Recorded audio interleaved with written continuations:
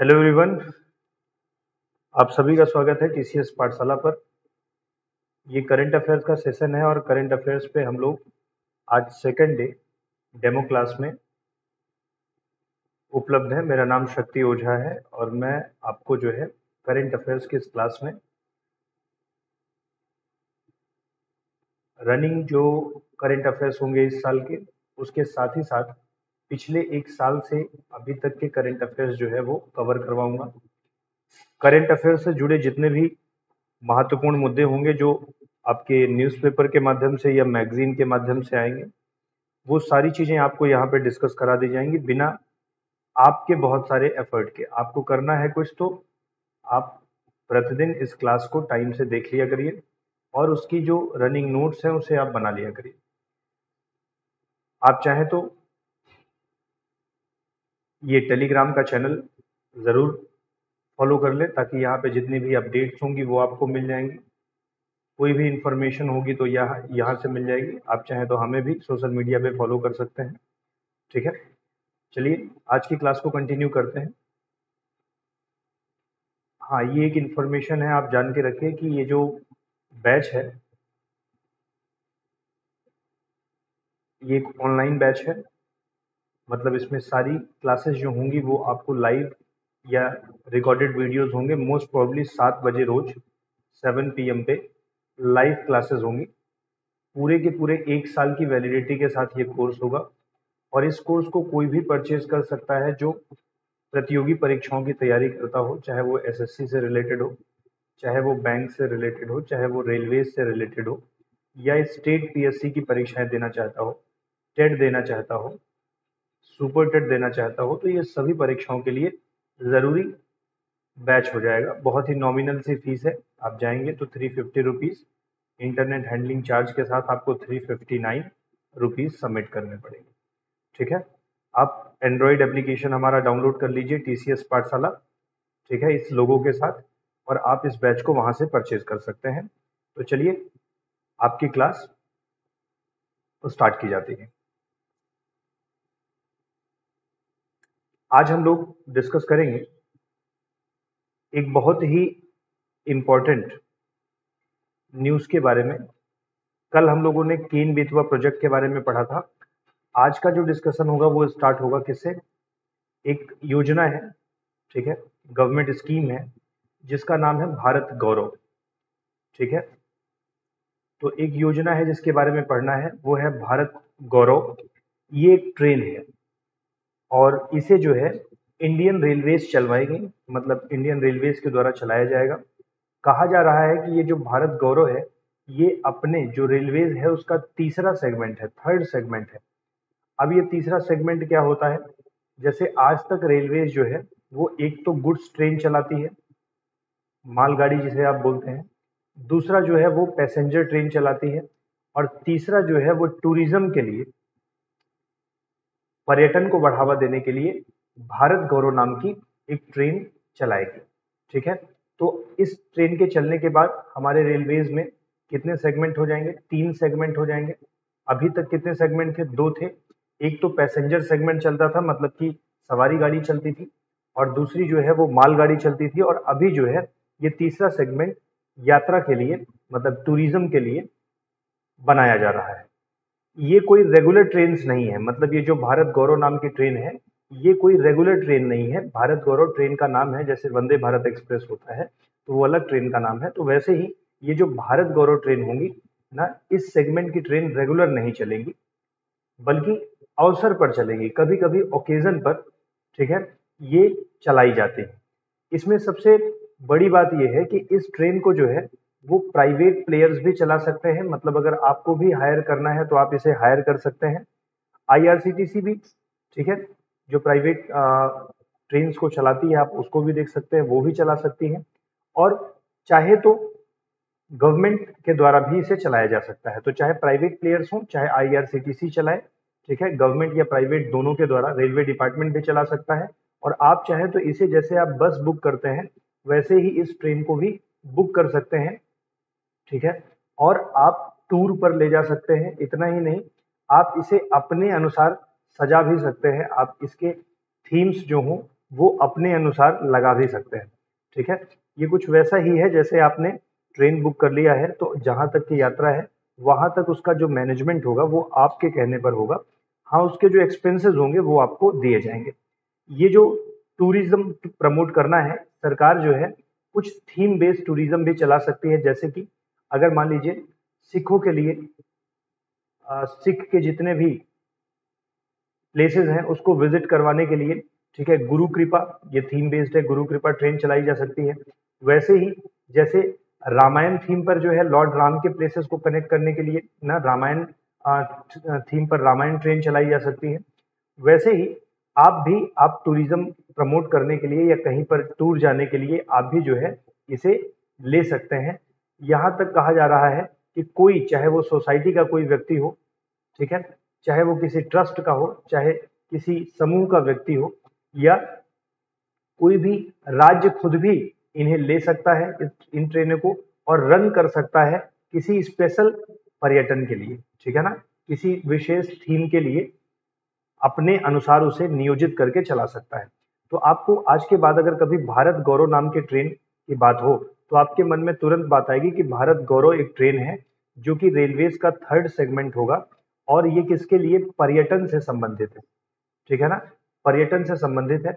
आपसे अगर वो पूछे क्या इसे प्राइवेट लोग चला सकते हैं या गवर्नमेंट ही चलाएगी, तो दोनों प्लेयर्स चला सकते हैं। प्राइवेट लोग भी इसे हायर कर सकते हैं और साथ ही गवर्नमेंट भी इसे थीम बेस्ड चला सकती है। ठीक है ना। अब सबसे बड़ी बात कि टूरिज्म को इतना फोकस क्यों किया जा रहा है, क्योंकि हमारे यहाँ जो है टूरिज्म को अभी उतना भले ही ध्यान न दिया जाता हो, लेकिन टूरिज्म हमारी जीडीपी के लिए, हमारे जो जीडीपी है उसकी ग्रोथ के लिए, देश की इकोनॉमी के लिए बहुत ही इंपॉर्टेंट सेक्टर है। ठीक है, आप सभी जानते हैं कि जैसे बौद्ध धर्म है, बौद्ध धर्म हमारे देश में बना, मतलब हमारे देश में बौद्ध धर्म बढ़ा, इसका स्थापना भी हमारे देश में हुआ। लेकिन आज हमारे देश में बौद्ध धर्म के अनुयायी उतने ज्यादा नहीं है, जबकि विदेशों में देखा जाए तो चाहे हम नेपाल देख लें, चाहे हम श्रीलंका देख लें, या हम चाइना देख लें, बौद्ध धर्म के ही सेगमेंट को ये लोग मानते हैं। और अगर हम अपने यहाँ के बौद्ध प्लेसेस जो हैं उन्हें एक सर्किट में बांधकर, एक मतलब लिंक बना करके, और उनके पर्यटन को बढ़ावा दें, तो ये टूरिज्म अट्रैक्ट कर सकता है उन देशों को जहां पर बौद्ध धर्म के मानने वाले लोग रहते हैं। तो टूरिज्म का पोटेंशियल खूब है हमारे देश में, पर्यटन का एक अच्छा क्या कहते हैं योगदान हो सकता है हमारी जीडीपी में। ऐसा माना जाता है कि अगर जो है टूरिज्म इंडस्ट्री जो है ये डेवलप कर जाए तो भारत में इसका ग्रोथ रेट जो है लगभग 10.5%, मतलब 10.35% बढ़ सकता है। ठीक है ना, 2019 से 2028 तक 9 साल में ऐसा माना जाता है कि जो टूरिज्म डिपार्टमेंट, ठीक है, टूरिज्म डिपार्टमेंट का जो कंट्रीब्यूशन आज है हमारे देश में, उसके अनुसार देखा जाए तो इसका परसेंटेज कितना हो जाएगा, 10.35% हो जाएगा। ठीक है ना, विश्व में टूरिज्म एक बहुत ही इंपॉर्टेंट चीज है। ठीक है, तो भारत भी अगर टूरिज्म को बढ़ावा देता है तो भारत के लिए एक बेहतर अपॉर्चुनिटी है। तो ये एक बेहतर प्रयास है, ठीक है, ट्रेन चलाने का। तो भारत गौरव नाम की ट्रेन जो है वो आपने देखी, आपने समझी भी होगी। ठीक है, इसे लॉन्च किया गया है, इसीलिए ये चर्चा में रहा। कल आपसे कभी भी यह पूछा जा सकता है कि रेलवे या भारतीय रेलवे द्वारा चलाई गई तीसरी सेगमेंट की ट्रेन जिसका उद्देश्य पर्यटन को बढ़ावा देना है ना, निम्नलिखित में से कौन सी है। वहां पे वंदे भारत ना, क्या कहते हैं, भारत स्वर्ण भारत, ऐसे करके विकल्प दे देगा। और आपको यह बात देखनी है कि वहां पर जो विकल्प हो आपके प्रश्न में मैच कर रहा हो, और भारत गौरव ट्रेन जहां पे लिखा हो वो आपका विकल्प आंसर हो जाएगा। ठीक है, चलिए एक और बात, पॉइंट पे बात करेंगे। ये हम लोग का नेक्स्ट पॉइंट है। आज हम लोग बात करेंगे कि योजना के बारे में, स्वामित्व योजना के बारे में। स्वामित्व योजना चर्चा में क्यों है? चर्चा में इसलिए है कि 6 अक्टूबर 2021 को हमारे जो देश के प्रधानमंत्री हैं नरेंद्र मोदी जी ने, इन्होंने मध्य प्रदेश के 19 जिलों के लगभग 3000 गांव के 1,71,000 लोगों को भू अधिकार अभिलेख ना वर्चुअल भू अधिकार अभिलेख का वितरण किया, मतलब उनको दिया है। अब ये भू अधिकार अभिलेख क्या है? जैसे ये कोई गांव है तो सरकार द्वारा इस गांव को ड्रोन से ना, ड्रोन के माध्यम से क्या करवाया जाएगा? सर्वे करवाया जाएगा, और सर्वे करवा करके यह पता किया जाएगा कि कौन सी जमीन किसकी है, किसका कौन सी जमीन पे घर है और स्वामित्व है। मतलब स्वामित्व का मतलब किसका किस पर राइट है, और उससे सर्वे करा करके उस व्यक्ति को उस जमीन का स्वामित्व का एक सर्टिफिकेट दे दिया जाएगा कि हाँ ये घर जो है वो आपका है और इसका ये आपके पास सर्टिफिकेट है। ठीक है, तो स्वामित्व योजना जो है वो केंद्र सरकार की एक योजना है, और इसके माध्यम से जो है गांव गांव सर्वे करा करके लोगों को उनके जमीन पर हक का एक प्रमाण पत्र दिया जा रहा है। ठीक है, तो जो ये स्वामित्व योजना है, उत्तर प्रदेश के अलीगढ़ के 5 तहसीलों के 173 गांवों को अधिसूचित किया गया अभी हाल ही में। देखिए, जब कोई चीज जैसे स्वामित्व योजना का मतलब आप समझ गए कि हर राज्य में होगी, और राज्य में क्या होगा कि अभिलेख का एक सर्टिफिकेट उनको दिया जाएगा। तो जैसे अभी यूपी में ये काम चालू हुआ, इसीलिए ये यूपी के करंट अफेयर्स के रूप में आ जाती है। मैं बार बार आपको कहता हूं कि करंट अफेयर्स कुछ और नहीं है, पिछली घटनाओं में जब कोई अपडेट हो जाता है, जैसे कोई संविधान में संशोधन हो जाए, जैसे पर्यावरण में कोई अधिनियम में बदलाव हो जाए, तो जैसे ही किसी एक चीज में नया अपडेट होता है तो उसी को हम करंट अफेयर्स के नाम से जानते हैं। तो अगर पहले से आपको स्वामित्व योजना पता रहे और इसमें कुछ अपडेट हो जाए, हो सकता है अगली बार बजट में इसमें कुछ ज्यादा बजट 200 करोड़ का बजट दे दिया जाए, तो आप इसे याद करने में देर नहीं लगाएंगे, क्योंकि स्वामित्व योजना आप पहले से पढ़ चुके हैं। ठीक है, इसीलिए रेगुलरिटी जरूरी है। तो स्वामित्व योजना का फुल फॉर्म आपसे पूछा जा सकता है, प्लीज इसे जरूर याद कर लीजिएगा। Survey of villages and mapping with improvised technology in village area. तो स्वामित्व का जो है वो फुल फॉर्म आपसे पूछा जा सकता है कि निम्नलिखित में से कौन सा ना वो फुल फॉर्म जो है स्वामित्व को दर्शाता है, स्वामित्व योजना को दर्शाता है। तो अब आप आसानी से समझ जाएंगे। एस फॉर सर्वे है, वी फॉर विलेजेस है, ठीक है, ए फॉर एंड है, एम फॉर मैपिंग है, ठीक है, आई फॉर इम्प्रोवाइज्ड है, टेक्नोलॉजी है, इन विलेज एरिया। ठीक है, तो आप इस बात को ध्यान रखेंगे। ये शुरुआत जो है 24 अप्रैल को, 24 अप्रैल आप सभी लोग जानते हैं किस दिवस के रूप में मनाया जाता है? ये पंचायत राज दिवस के रूप में मनाया जाता है। ठीक है, 24 अप्रैल को ही हमारे यहाँ पंचायती राज सिस्टम को लागू किया गया था। पंचायती राज सिस्टम वही है जिससे संबंधित कुछ कमेटियां हैं जो पेपर में बार बार पूछी जाती हैं। जैसे आप लोग देखते हैं B R Mehta committee, B R Mehta committee है जिसने कहा था कि 3 टियर सिस्टम होना चाहिए ना, 3 स्तर की गांव की व्यवस्था होनी चाहिए। लेकिन कुछ दिन बाद इनके ही राइवल में अशोक मेहता कमेटी बनाई गई। अशोक मेहता ने कहा कि 2 टियर सिस्टम होना चाहिए ना, इन्होंने 3 टियर की बात की, इन्होंने 2 टियर की बात की। हालांकि लागू जो हुआ हमारे यहाँ 3 टियर सिस्टम ही लागू हुआ है।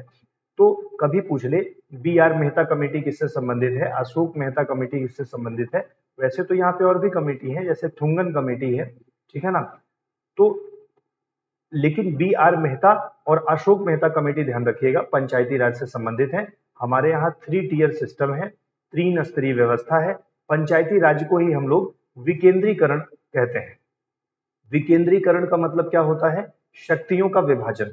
ठीक है, तो ये गांधी जी की आइडियोलॉजी थी, ठीक है, कि गांवों को भी उनकी शक्तियां दी जाएं, और उसी को इंप्लीमेंट करते करते जो है पंचायती राज व्यवस्था शुरू की गई।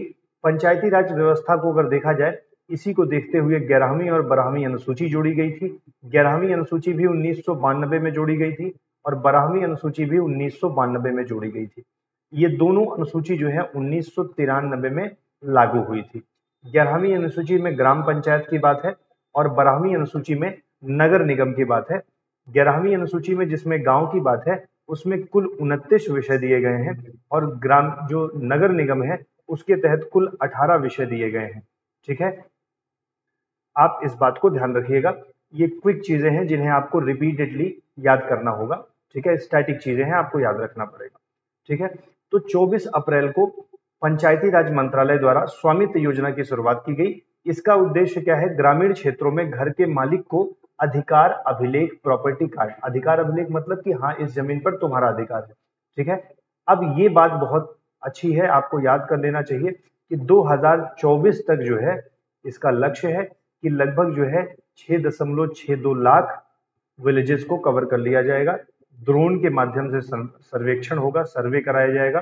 ठीक है, ये वाला पॉइंट बहुत इंपॉर्टेंट है, आप इसे प्लीज कहीं नोट कर लीजिए या आप पीडीएफ को भी लेकर के अपने साथ कहीं स्टिक कर दीजिए। ठीक है, लेकिन याद रखिएगा इस योजना को अलग अलग राज्यों में अलग अलग नाम से जाना जाता है। जैसे हरियाणा में टाइटल डीड के नाम से जाना जाता है, कर्नाटक में ही इसे, ठीक है ना, रूरल प्रॉपर्टी ओनरशिप रिकॉर्ड के नाम से जाना जाता है। ऐसे ही मध्य प्रदेश में इस अभिलेख को अधिकार अभिलेख कहते हैं, महाराष्ट्र में इसे क्या कहते हैं, सनद कहते हैं, उत्तराखंड में इसे स्वामित्व अभिलेख कहते हैं और उत्तर प्रदेश में इसे घरौनी कहा जाता है। आप जिस राज्य से हैं एटलीस्ट उसको तो जरूर ध्यान रख लीजिएगा, राइट। और अगर कभी कभी ऐसे मैच द फॉलोइंग करके दे सकता है, स्टेटमेंट में दे सकता है, वन लाइन भी पूछ सकता है। तो मुझे लगता है अब आपको स्वामित्व योजना से जुड़ी बातें एकदम क्लियर हो गई। अगर कभी भी आपसे पूछ लिया जाए कि स्वामित्व योजना की शुरुआत कब हुई, तो आपको 24 अप्रैल याद रहेगा, पंचायती दिवस याद रहेगा, B R Mehta, Ashok Mehta, Thungon committee याद रहेगी। ठीक है, अच्छा, उसके बाद अगर हम लोग बात करें तो ये बहुत इंपॉर्टेंट एक पॉइंट है करेंट अफेयर से संबंधित। कई एक बार न्यूज़पेपर में रायसीना डायलॉग, ठीक है, वो चर्चा में रहता है। हम कई एक बार परेशान हो जाते हैं कि ये एक्चुअली है क्या। रायसीना डायलॉग का जैसे 2022 में 7वां बैठक हुआ है ना, 7th मीटिंग हुई है, तो ये 7th है तो आगे चल के 8th और 9th 10th ऐसे भी होती रहेंगी। इसका मतलब है अगर एक बार रायसीना डायलॉग को पढ़ लिया जाए तो बाद में जो अपडेट होंगे उन्हें ही हमें केवल पढ़ना पड़ेगा। ठीक है, रायसीना का नाम रायसीना इसलिए पड़ा है क्योंकि रायसीना जो है वो एक पहाड़ी है, ठीक है, जहां पर हमारे विदेश मंत्रालय का ऑफिस भी है, ठीक है, राष्ट्रपति भवन भी है। तो रायसीना एक पहाड़ी के नाम पर है, ठीक है, दिल्ली के निकट है, इसीलिए हम वहीं पर जो विदेश मंत्रालय का जो हेडक्वार्टर है उसी के नाम पर रायसीना डायलॉग रख दिया गया। ये डायलॉग जो है भारत होस्ट करता है। ठीक है, रायसीना डायलॉग एक्चुअली है क्या, तो आप देख करके समझिए, ये एक वैश्विक मंच है, ठीक है ना, मतलब विश्व के सभी लोग इसमें आमंत्रित किए जाते हैं। और इस बार जो हुआ है वो कौन सा संस्करण हुआ है, 7वां संस्करण ये हुआ है। ध्यान रखने की बात है कि इसकी शुरुआत 2016 में हुई थी, ठीक है ना। तो आप देखेंगे कि 2016 में, 17 में, 18 में, 19, 20, 21 और 22 प्रति वर्ष इसका बैठक होता है और 2022 में जो है इसका 7वीं बैठक हुई है। और इसकी बैठक जो है वो कहाँ पे, दिल्ली में हुई है। और इसमें होता क्या है कि बाहर के लोगों को बुलाया जाता है और जो चुनौतियां हैं, जो देश में आने वाली चुनौतियां हैं विश्व में, उन पर चर्चा की जाती है और एक अच्छा सहयोग एक दूसरे का बनाए रखने का विश्व वैश्विक मंच पे एक बढ़िया प्लेटफॉर्म है। इस बार की जो थीम रही है, ये प्रश्न इंपॉर्टेंट हो सकता है कि रायसीना डायलॉग की थीम क्या थी। तो रायसीना डायलॉग की थीम जो थी वो टेरा नोवा, ये ध्यान रखना, ठीक है, इम्पैशंट, इम्पेशेंट और इम्पेरिल्ड, आंदोलित, अधीर और जोखिमपूर्ण। हिंदी में याद करना हो तो इसे याद कर सकते हैं, इंग्लिश में ऐसे याद कर सकते हैं। तो टेरानोवा, इम्पैशंट, इम्पेशेंट और इम्पेरिल्ड जो है वो 2022 की थीम रही रायसीना डायलॉग की, ठीक है, जो कि 7वां संस्करण रहा। अब यहाँ पे कुछ और इंपॉर्टेंट पॉइंट्स आप नोट कर सकते हैं कि ये रायसीना डायलॉग जो है वो किस मंत्रालय द्वारा, तो विदेश मंत्रालय और एक फाउंडेशन है, एक एनजीओ है जिसका नाम है OR, ठीक है, ऑब्जर्वर रिसर्च फाउंडेशन। तो ऑब्जर्वर रिसर्च फाउंडेशन के द्वारा, ठीक है, और विदेश मंत्रालय के संयुक्त सहयोग से दोनों लोग मिल करके इस रायसीना डायलॉग को होस्ट करते हैं। 2016 में प्रारंभ किया गया था।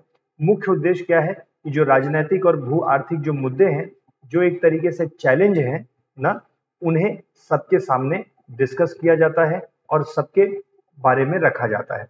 अगर आप देखें OR के बारे में जानना चाहें तो OR जो है एक प्रकार का एनजीओ है जिसकी स्थापना 1990 में हुई थी, ठीक है।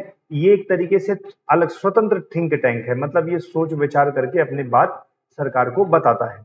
तो OR फाउंडेशन की तरफ से और विदेश मंत्रालय दोनों के सहयोग से रायसीना डायलॉग होता है, ठीक है।